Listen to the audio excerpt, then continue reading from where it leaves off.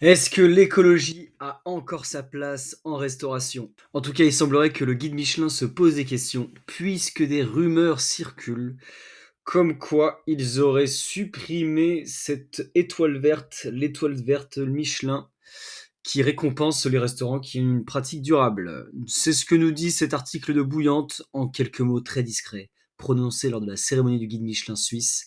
Ce lundi 20 octobre, la présentatrice de l'événement a annoncé la suppression de l'étoile verte en tant que distinction dans toutes les sélections du guide Michelin. Dans cette vidéo, on va donc répondre à des questions existentielles comme: peut-on se prétendre écologique et aller au restaurant en toute sérénité? Est-ce que l'étoile verte n'est pas une grosse banane qu'on nous vend une fois de plus?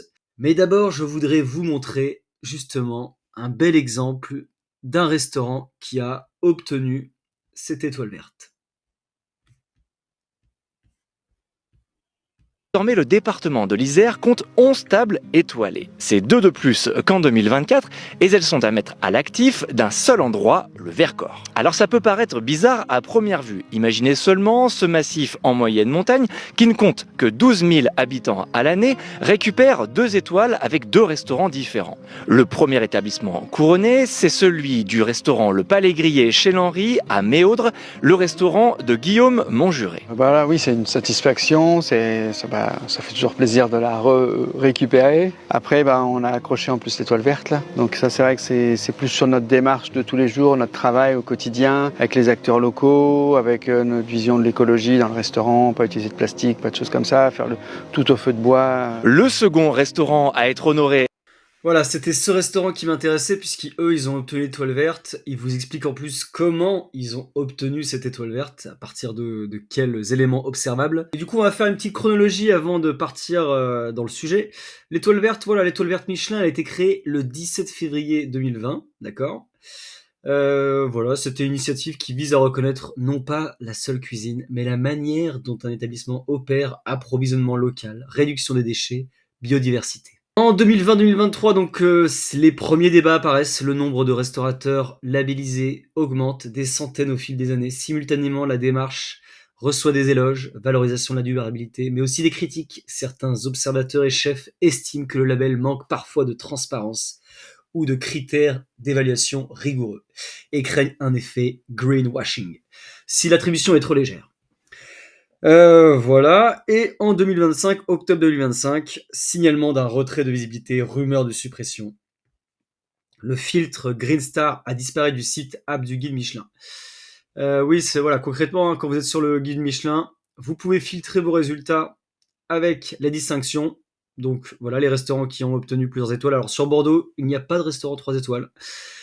Mais normalement, voilà, vous n'avez plus le critère de l'étoile verte. Vous ne pouvez plus filtrer les restaurants qui ont une étoile verte. Ils n'apparaissent plus dans la liste. Enfin, les restaurants apparaissent, mais ils ne sont plus mentionnés comme des restaurants ayant voilà, des pratiques durables. C'est ça qui a lancé les rumeurs comme quoi Michelin abandonnerait l'étoile verte. La réponse officielle de Michelin, et donc ils ne disent pas qu'ils abandonnent l'étoile verte, mais ils disent que voilà, c'est un bug du site, ils sont en train de refaire, de le remettre en place, et que voilà, ça n'apparaît plus pour une histoire de bug.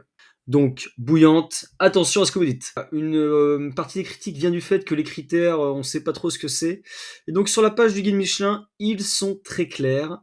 De l'attention portée à l'origine des produits au respect de la saisonnalité, en passant par le travail sur la gestion des déchets ou des ressources du restaurant, ou encore la capacité des équipes du restaurant à sensibiliser leurs clients à la démarche durable de l'établissement. Voilà, bref, voilà, ces initiatives peuvent prendre des formes très variées en fonction des problématiques et des ressources propres à chaque restaurant. Très important, il n'y a donc pas de formule précise ni de critères fermés.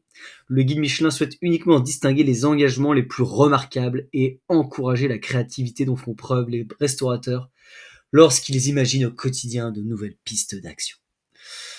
Voilà ce que c'est l'étoile verte. C'est voilà, c'est la distribution des bons points à Poudlard, quoi. En l'occurrence, tu fais ta cuisson au feu de bois au lieu d'utiliser des plaques électriques avec le restaurant qu'on a pu voir. Alors moi, quand j'ai vu ça, ça m'a fait tiquer parce que si vous raisonnez en termes d'efficacité énergétique, le bois a une efficacité énergétique bien plus faible que si vous utilisiez de l'électricité, hein. Ce que ça veut dire, c'est que voilà, pour avoir une température de combustion, vous allez avoir besoin de beaucoup de bois. en comparaison de la quantité d'électricité nécessaire pour faire la même chose. Alors qu'en France, on a une électricité en grande partie nucléaire qui ne produit quasiment aucune émission de CO2. C'est vraiment le raisonnement bas du front de dire ah, il fait sa cuisson au feu de bois, donc d'accord, il est écologique, il a une cuisine durable. C'est complètement con en fait. La cuisson au feu de bois, c'est pas une démarche durable.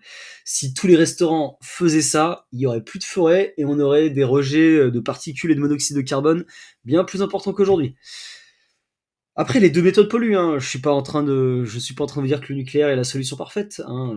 Si on regarde l'extraction d'uranium, vous avez aussi du rejet de CO2. Mais une chose est sûre, je crois beaucoup plus sur la durabilité d'un monde avec du nucléaire ou un monde où tout le monde cuit ses aliments et se chauffe au feu de bois. Voilà, ça c'est ce qu'on appelle le greenwashing, dire arbitrairement que quelque chose est écologique, insérer dans un package de vente et attirer les consommateurs qui se disent sensibles à ces questions, mais qui surtout n'y comprennent rien. Alors, pourquoi c'est du greenwashing ? Au-delà de ma pensée céleste, nous avons un article de Top 25 restaurants qui nous relate ceci. Les déclarations des restaurants en matière de développement durable étaient entièrement auto-déclarées, sans aucune vérification indépendante.